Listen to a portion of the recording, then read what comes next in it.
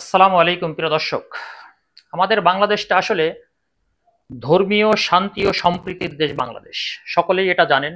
সেই ছোটকাল থেকেই আমরা হিন্দু সম্প্রদায়, বৌদ্ধ, খ্রিস্টান সমস্ত সম্প্রদায়েই কিন্তু আমরা শান্তি সম্প্রীতি নিয়েই আমরা কিন্তু বসবাস করি। ছোটকালে যখন স্কুলে অ্যাসেম্বলি হতো তখন কিন্তু আমরা শুধু কোরআন তেলাওয়াত করেই ক্ষান্ত হতাম না, আমরা কিন্তু গীতা পাঠও করতাম। তাই এই দেশ আসলে সকলেরই দেশ। হিন্দু হোক, মুসলিম হোক, খ্রিস্টান হোক, যে যে ধর্মেরই পালন করুক না কেন, সকলেই কিন্তু আমরা শান্তি সম্প্রীতি বজায় রাখার জন্য চেষ্টা করি এবং দীর্ঘদিন ধরেই চলে। কিন্তু মাঝে মাঝে এই ধর্মীয় উস্কানি দিয়ে কিন্তু কখনো কখনো এটাকে কিন্তু দেশের মধ্যে অস্থিতিশীল পরিবেশ সৃষ্টি করার একটা পায়তারা সবসময় চলে থাকে। সম্প্রতি এই ধরনের রসুলকে গালি দেওয়া, কোরআনকে অবমাননা করা, এই ধরনের ঘটনা কিন্তু সর্বদাই মাঝে মাঝেই হয়ে থাকে। কিছু যে কুলঙ্গার আছেন বা যারা মানে একেবারেই সংকীর্ণ মন মানসিকতার লোক, তারা কিন্তু এই ধরনের করে থাকে, যেটা আসলে কল্পনা করা ঠিক না, আমাদের জন্য মোটেই সমীচীন হবে না।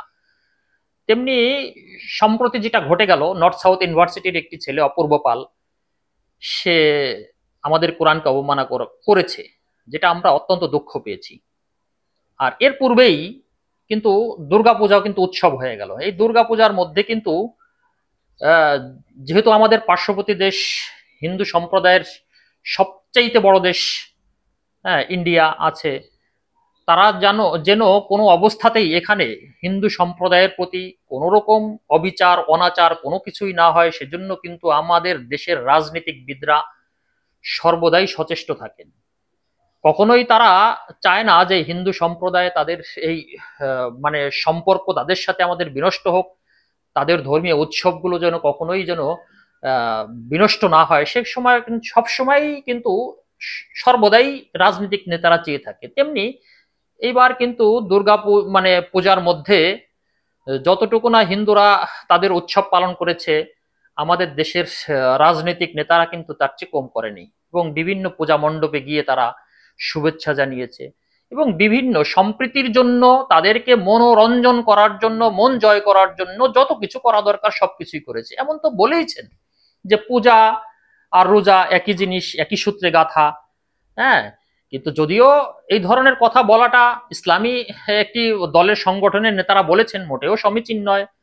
হ্যাঁ, সবকিছুই যে যার কথা বলবেন, তার লিমিট ক্রস করা ইমান বিধ্বংসী কোনো কথা এরকম আমরা কখনোই বলবো না।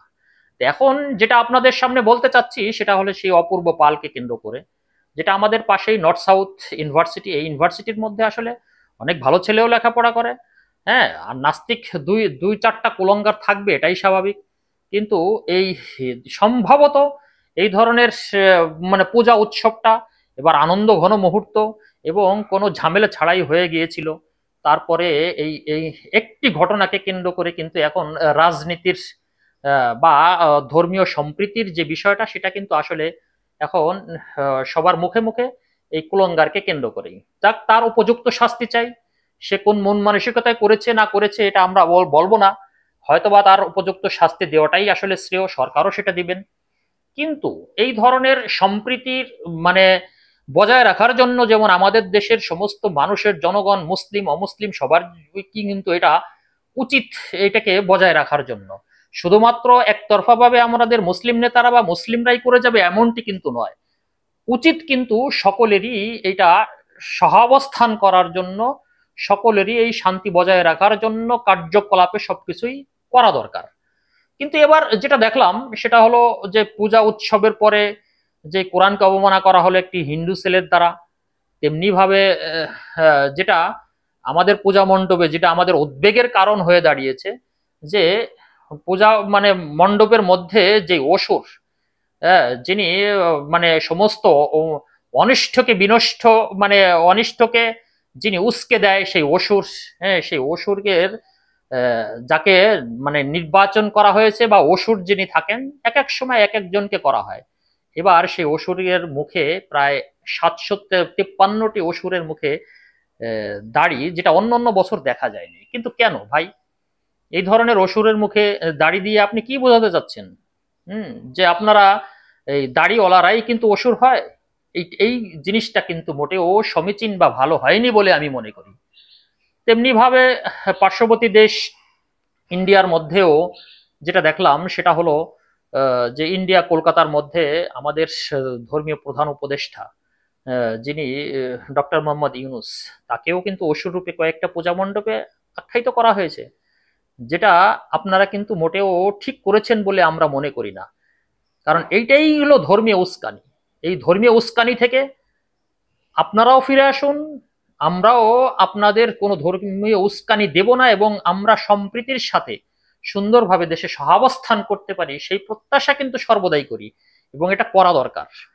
যা হোক, হিন্দু ভাই, মুসলিম ভাই, খ্রিস্টান ভাই যারাই আছেন না কেন, সকলের প্রতি উদাত্ত আহ্বান জানাই, আমাদের দেশকে আমরা কখনোই অস্থিতিশীল করব না, শান্তি বজায় রাখবো। এই ধরনের কোনো কার্যকলাপ যেনই আমরা কখনোই না করি, সেদিকে সবাই সচেষ্ট থাকবেন। ভালো থাকবেন। আল্লাহ হাফেজ।